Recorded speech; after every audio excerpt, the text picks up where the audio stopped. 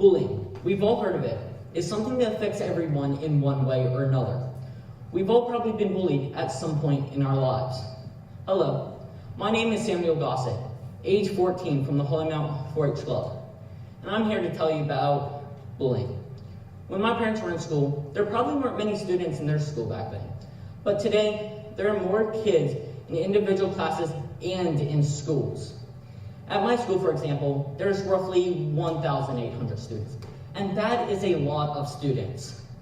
And since in the United States, roughly 1 in 5 students are bullied during each school year, that means at my school alone, there's roughly 360 students being bullied. That's a lot of students. And for those that identify as LGBTQ, the percentage that are being bullied or harassed goes up to 90%, which is a staggering amount. Kids can be bullied for where they live. For example, I used to live in a smaller house compared to others in the surrounding areas. I would get teased about my house not being so nice. And then there's ways that kids talk, walk, or look, which can be some prime reasons for being targeted for bullying.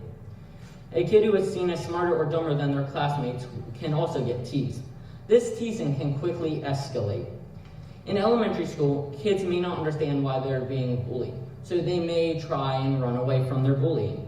However, as they get older, they realize that they're being targeted for something they can't control, like their hair color, their height, where they live. They start to get more self-conscious. Now, imagine being a teen who identifies as non-binary, pansexual, or simply questioning their identity. Teenage years are hard enough, but add feelings that make a peer different from people other than them, which can make them a far bigger target for people that don't understand these differences. The effects of being bullied can be shocking to those on the outside.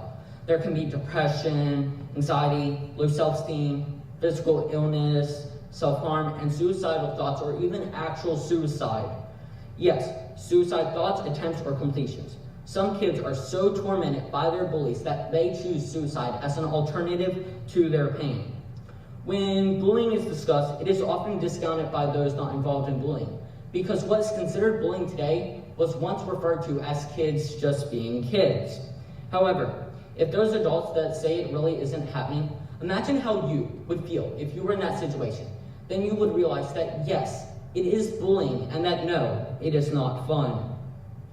Bullying can be as simple as hiding someone's school books, laughing at someone when they get an answer wrong in class, and it can escalate through physical attacks, such as pushing or tripping someone. Things can get even worse when the bullying goes virtual. Then more people can be involved, whether they know that they're being the target or not. Are you starting to think a little bit about bullying and how to stop it? Well, often those that bully have been being bullied themselves.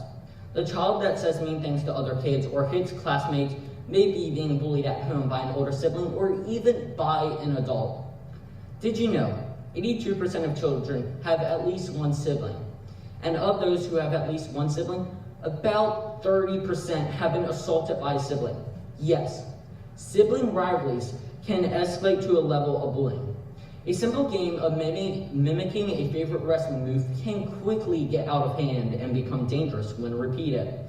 This escalates into bullying, as the child that is always losing or getting hurt can see their sibling as a threat. The adult who constantly puts a child down is also a bully.